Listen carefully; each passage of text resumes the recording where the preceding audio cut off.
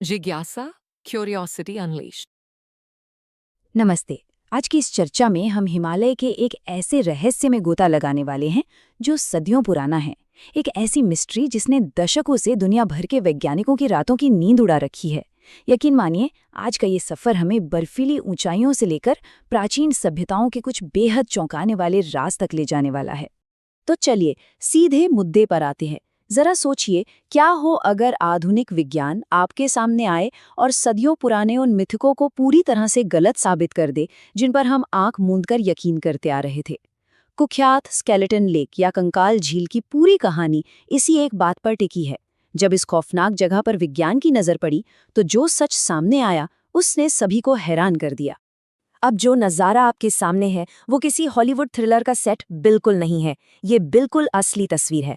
हम बात कर रहे हैं समुद्र तल से 5000 मीटर से भी ज्यादा की ऊंचाई पर मौजूद रूपकुंड झील की।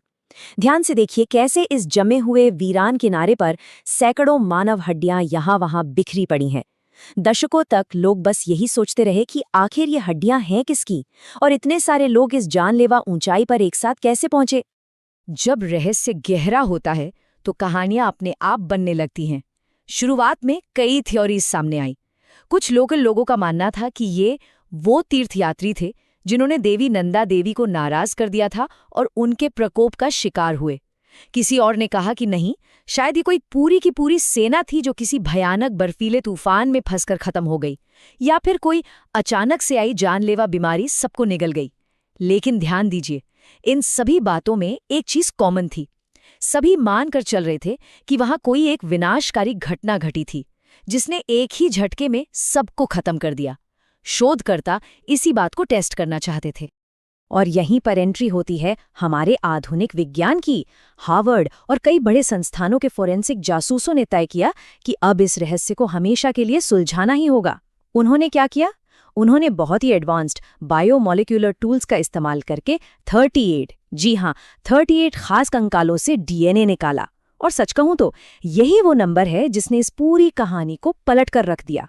तो हमारी इस खोज का पहला पड़ाव है प्राचीन डीएनए का विश्लेषण, जहां एक ऐसा जेनेटिक रहस्य खुलता है जिसकी किसी ने कल्पना भी नहीं की थी।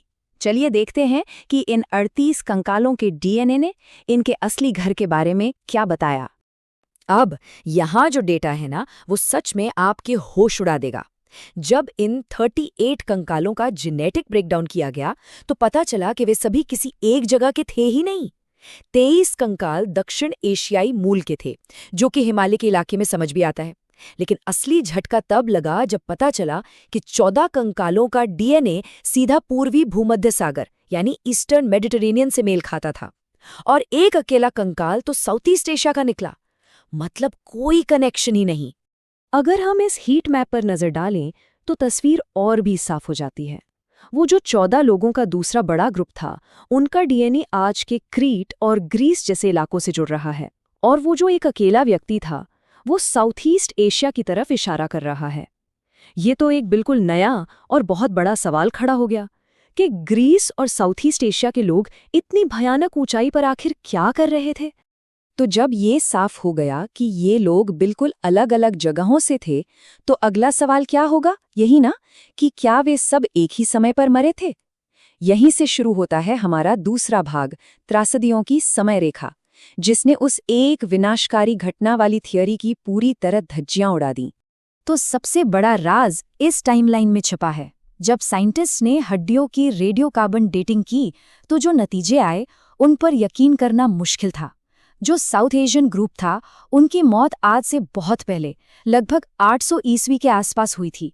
लेकिन वो जो ग्रीस और साउथ ईस्ट एशिया वाले लोग थे, उनकी मौत लगभग 1800 ईस्वी में हुई। दोनों मौतों के बीच पूरे 1000 साल का अंतर था। मतलब एक ही तूफान या महामारी में सब मारे गए। ये थ्योरी तो हमेशा के लिए यही खत्म हो गई। लेकिन विज्ञान में सिर्फ एक सबूत काफी नहीं होता है ना। उन्हें डीएनए और कार्बन डेटिंग के नतीजों को क्रॉस चेक करना था, और यहीं पर हड्डियों के केमिकल एनालिसिस का इस्तेमाल किया गया। भाग 3, खानपान और सुदूर मूल, जहां आइसोटोप्स ने फोरेंसिक पुष्टि की। और ये जानकारी कितनी खूबसूरती से पूरी पहेली को सुलझाती है।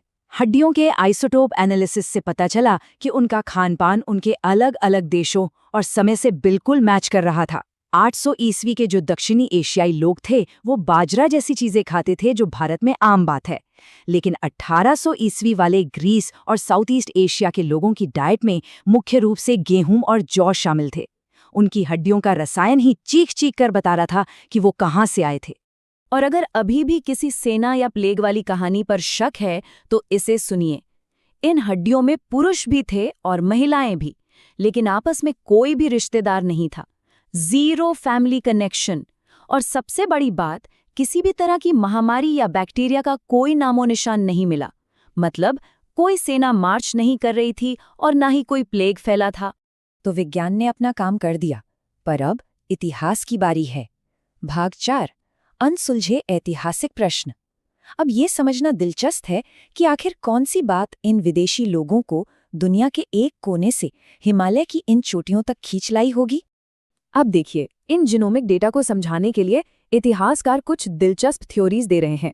और हाँ, ये पक्के फैक्ट्स नहीं हैं, सिर्फ संभावनाएं हैं। साउथ एशियन लोगों के लिए तो माना जा सकता है कि वो नंदा देवी राजजात यात्रा के तीर्थयात्री थे। लेकिन उन भूमध्य सागरीय लोगों का क्या? कुछ का मानना है कि शायद वो 17वीं सदी में ऑटोमन साम्राज्य के विस्तार से बचकर भाग रहे ग्रीक ईसाई थे, या फिर शायद किसी सीक्रेट फिलोसॉफिकल ग्रुप के सदस्य। और वो जो अकेला साउथ ईस्ट एशियन था, वो शायद हिंदू खमेर साम्राज्य से आया कोई तीर्थयात्री हो सकता है। लेकिन अगर हम इन थ्योरीज से हटकर वापस वैज्ञानिकों के सटीक निष्कर्ष पर आएं, तो ये बात पूरी तस्वीर साफ कर देती है। हमने जिन नमूनों का परीक्षण किया है वे उन असंबंधित पुरुषों और महिलाओं के एक समूह के हैं जिनका जन्म ऑटोमन राजनीतिक नियंत्रण के दौरान पूर्वी भूमध्य सागर में हुआ था। जरा रुककर सोचिए, ये अपने आप में कितनी अविश्वसनीय और आश्चर्यचकित करने वाली ऐतिहासिक खोज है। और इसी के साथ हम इस पूरी चर्चा के सबसे गहरे और आखिरी सवाल पर आके खड़े हो जाते हैं। अगर ये कंकाल झील किसी एक तबाही का नतीजा नहीं थी, तो ऐसा क्या था जिसने पूरे 1000 साल के गैप में दुनिया की बिल्कुल अलग-अलग सभ्यताओं के लोगों को हिमालय के एक ही बर्फीले गड्ढे में मरने के लिए खींच लिया? ये एक ऐसा रहस्य है जो आज भी रूपकुंड की उसी बर्फ में दफन है और शायद आगे की रिसर्च का इंतजार कर रहा है। तो आपका इस सब के बारे में क्या सोचना है? उम्मीद है कि आज आपको कुछ नया और वाकई हैरान करने वाला जानने को मिला होगा। Thanks for watching. Please like, share, and subscribe, comment your next video topic.